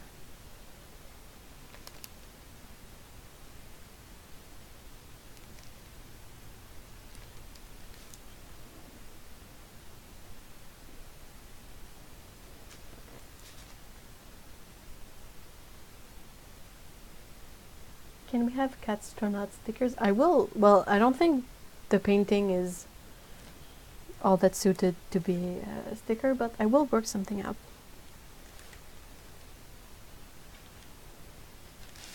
I should think of sticker sheets to complement these two. Like have the adventure cat, like you could have him, and then you could have things that are in his backpack, like food and the sword and... Oh, that's supposed to be sweat. But you know, have his like a secret map and a bunch of stickers. And I could make one of the astronaut as well.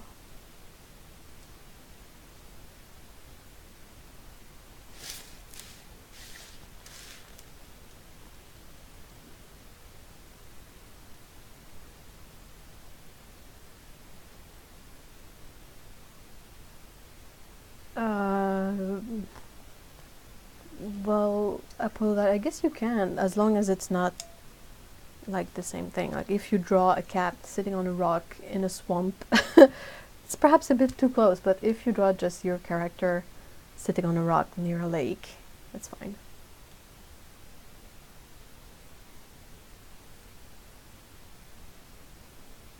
Oh, shy. Heather, that sounds like, well, death, but it's Death Valley, so I'm not that surprised. 52 degrees Celsius? Whoa. Yikes. Talk about toasty.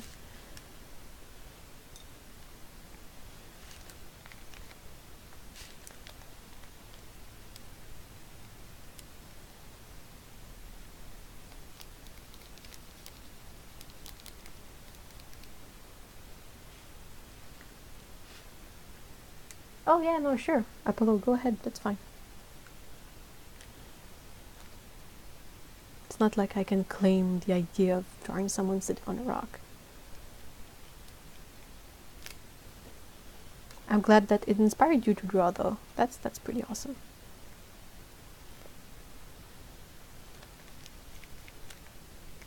I'm a redhead. I cannot do like super big heat, or I'm gonna bake. I'm just gonna be like cooked chicken.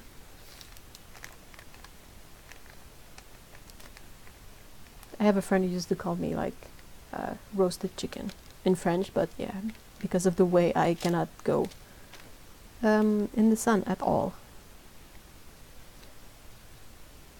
I don't know if it's the same for like other people, but whenever I go in the sun, I feel that my skin is burning. It's a really weird sensation. Like it doesn't feel hot, it feels like it's burning. And I can usually tell when I'm gonna get sunburn, because I have this feeling that's not the same as, you know, being warmed up by the sun. It's really being cooked up by the sun. So I'm just like, ah. And Misha says, same here, I call it getting lobsterfied. Yes, same color, same exact color.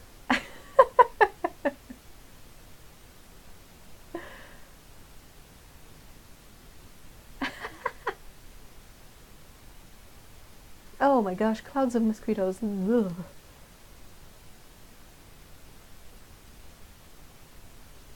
Yeah, same Ian. Oh, I'm glad you guys get this feeling too, like this feeling that um this is not good. This is gonna be a sunburn. This is not gonna be like just fine. This is gonna be pain and suffering and consequences. There's a lot of skin cancer in my family, so I really don't enjoy going outside in the sun.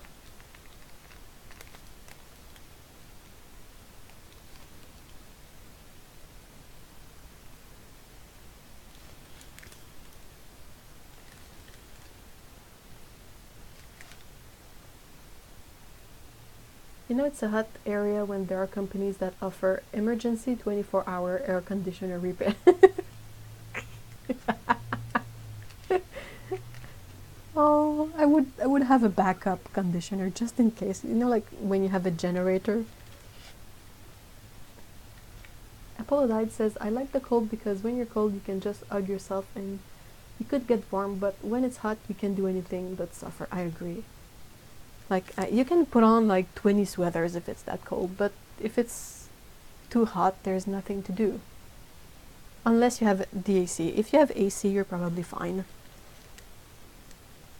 But yeah, not everyone has AC, so...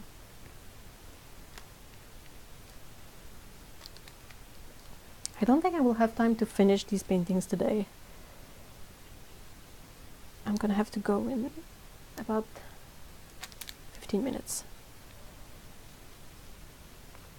But I will indeed finish them during the week and post them on Patreon and Instagram.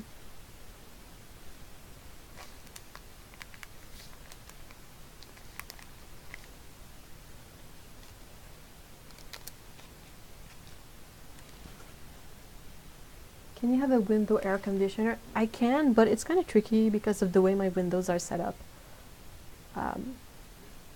I think you're supposed to set these things and have them set up for a while, but the way my windows are set up, I would have to like remove it all the time and put it back on and remove it and put it back on. It's a basement, so it's kind of tricky to have window conditioner units in that case. I could possibly have, you know, the portable kind, the one that you roll around and there's a like a huge pipe and you plug that into the window.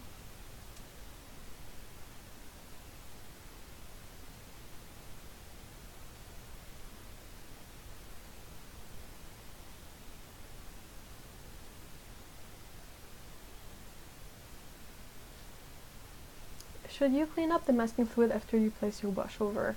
Don't, no. You only remove masking fluid when everything is dry. Paint, paper, and masking fluid. I painted a thing recently. Hold on, let me see if I can find it.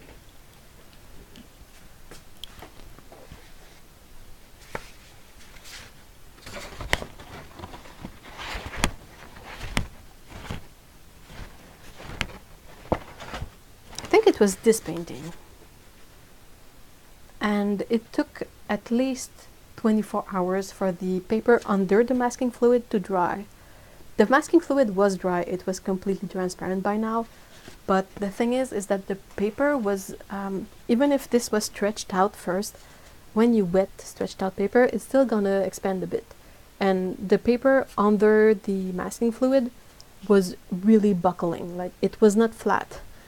And I wasn't sure, I was like, this should, you know, be flatter than that. So I opted to wait, and I think that was the proper idea, because you really have to wait for masking fluid and paper to be completely dry before you try peeling it off, because it's going to rip off otherwise. Like, masking fluid, I think, is the trickiest tool we have for watercolor, because it can really breaks up your painting if you're not careful. Oh, thank you so much, Apollo. So yeah, always, like, you cannot leave masking fluid for too long. Like, don't leave it there for a week. But it's really better to err on the side of caution than being too impatient, because you can't really recover from torn paper. Paint that has beaded up on top of masking fluid should be carefully removed while wet though, right? That's an option. You can also remove it when it's dry. You can just use a Q-tip that you dampen and you rub it, but I've had good luck recently with this masking fluid. And I do like I saw an artist named Recollet do, and she basically uses a brush.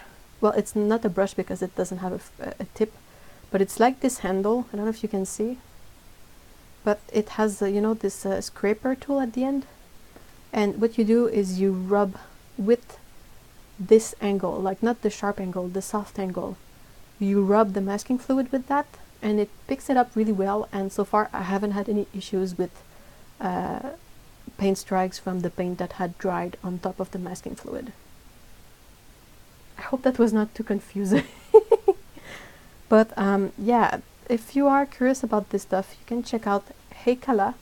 It's Heikala, and on her Twitter she often has like her paintings and also a small process video, and a couple of posts back she made a video showing what supplies she uses, and you can see her scraping off the masking fluid with that tool as well.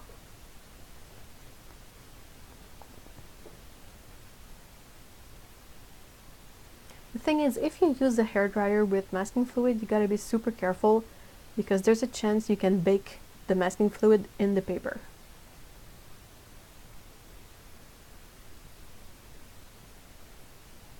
So that's the thing to be careful of as well.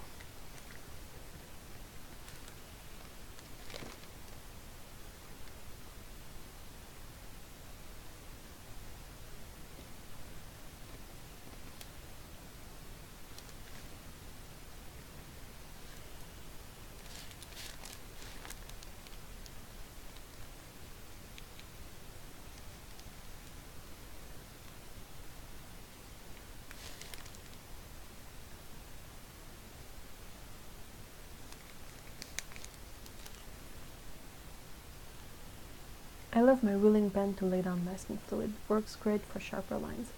I have yet to try that. I have one that I bought for masking fluid, but I have yet to use it up with it.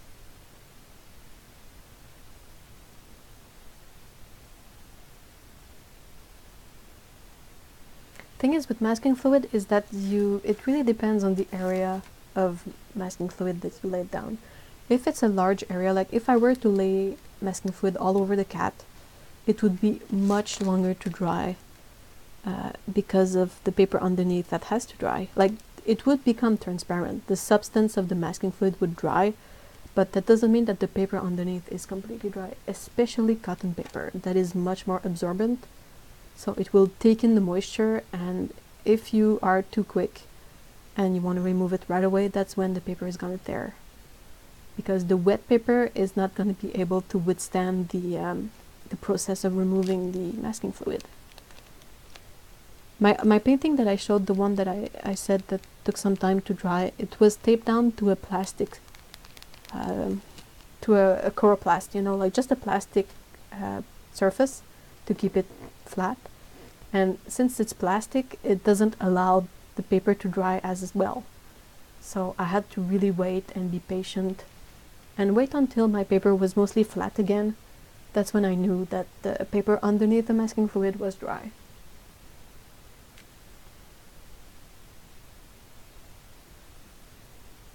I haven't used masking fluid yet. It will be in the next art supply purchase though. It's really fun to use. It's interesting. I think the most entertaining part is removing it. But yeah, there are a couple of things to keep in mind. It's usually really stinky. It smells of ammonia, so if you have sensibilities to smells, you gotta be watchful for that, and perhaps look for one that says that it doesn't have any smell. I think PBO makes one.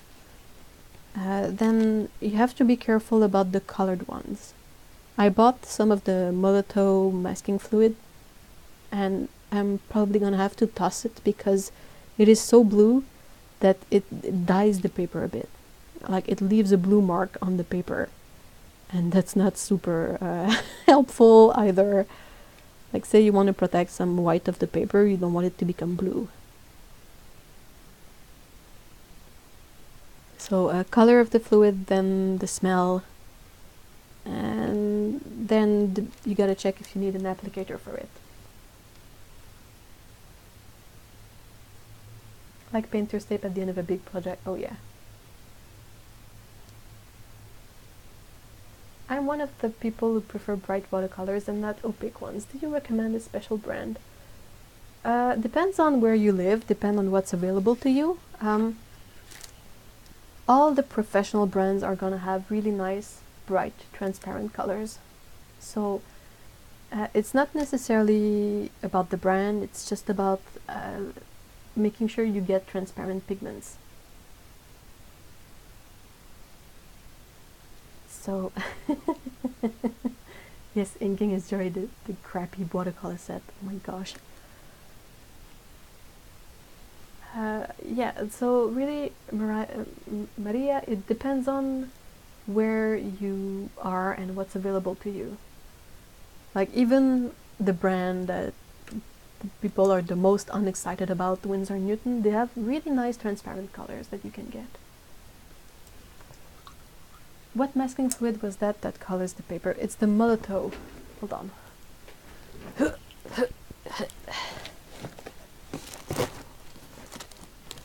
think I have it.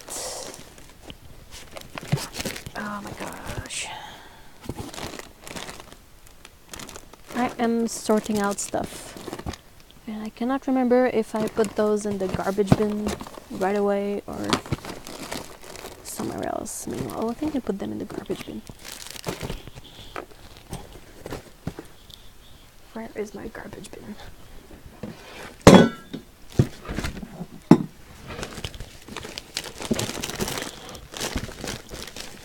Yes, I am digging in the garbage, but it is mostly paper. I can find it. It's Molotov, M-O-L-O-T-O-W. They have, you know, like kind of the masking fluid pens and all of that. And they are fun to use, but the color of the masking fluid makes it really hard to work into pictures because of the blue mark.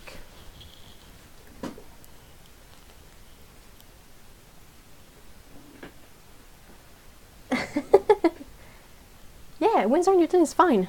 Okay, I'm just gonna set this aside. It's almost the end of the stream, so if you have any questions, now's a good time to ask them. I will be slowly slowing down and ending the stream. Where is it? Okay, it was at the bottom, of course. But if you look at these swatches, I mean, that's pretty cool colors, right? Those are nice and bright for the most part. Like, they behave like you expect them to. Super nice indigo, super nice Russian blue, I think. Dioxazine violet is really pretty. Perylene maroon is pretty. They are just not exciting. And also really pricey depending on where you live. Well, I don't like Cutman though. That's where I draw the line. I don't like the Cutman paints. If you like them, that's pretty awesome because they are super affordable and everywhere, but I don't like them. I just find them not enough concentrated for me.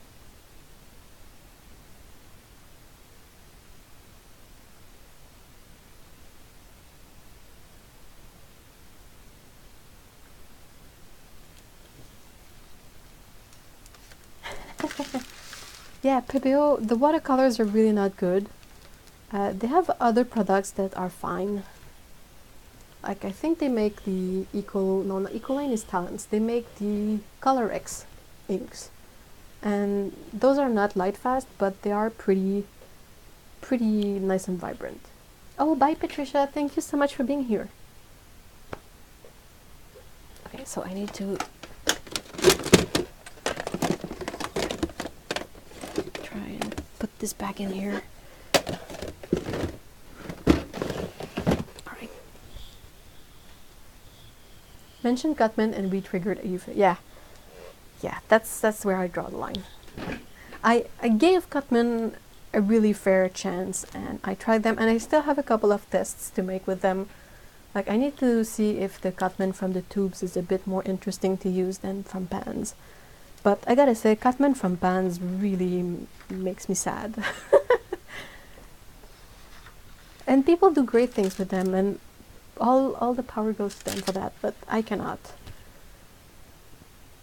I need colors that are like, you know, like this purple that is almost black when you put it super concentrated. I cannot do with paints that are all the same kind of weakness level. I just cannot work that out.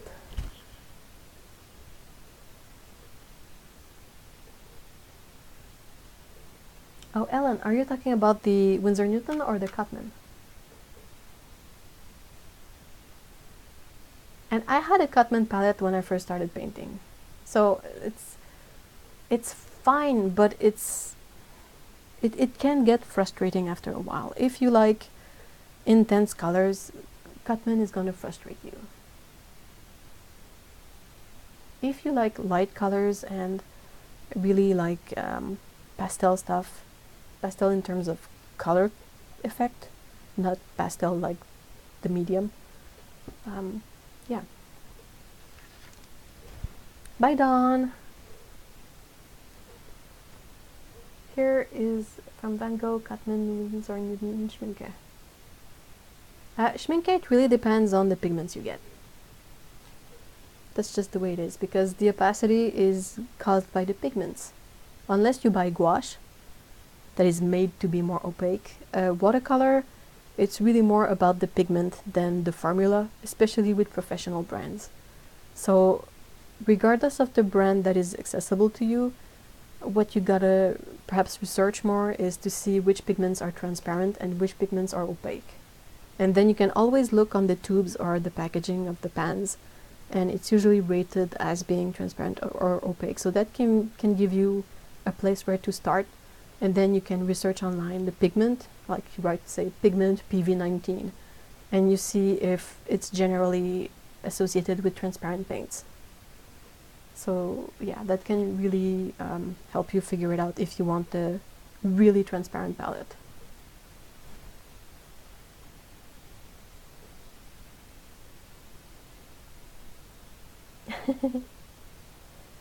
I am mostly done, unless there are any more questions.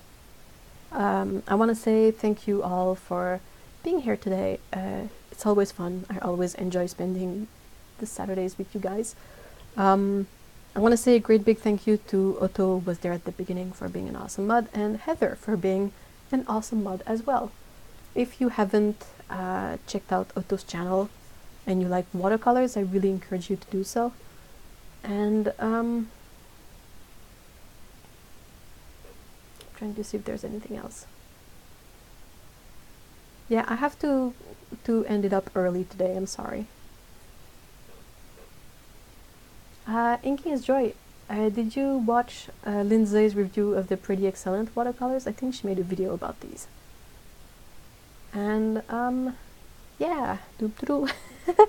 So thank you so much everyone, and we'll see each other next week and next Saturday for another live stream. And if you want to see these pictures finished during the week, I'm gonna post them on Instagram and Patreon.